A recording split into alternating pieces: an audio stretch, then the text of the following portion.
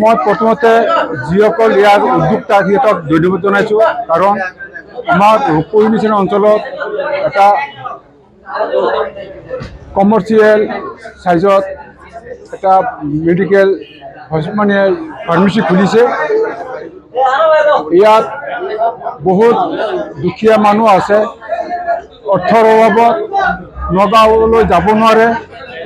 নগাঁৱত আজিকালি চিকিৎসা কৰিব গ'লে বহুত টকাৰ প্ৰয়োজন।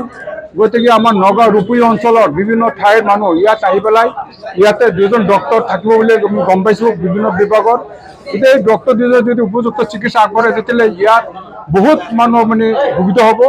আৰু ইয়াত যিবিলাক মেডিচিন আছে, ইয়াত ঔষধ আছে, ৰেহাই মূল্যত বোলে দিব বুলি ইতিমধ্যে ইয়াৰ কৰ্তৃপক্ষই বোলে জনাইছে।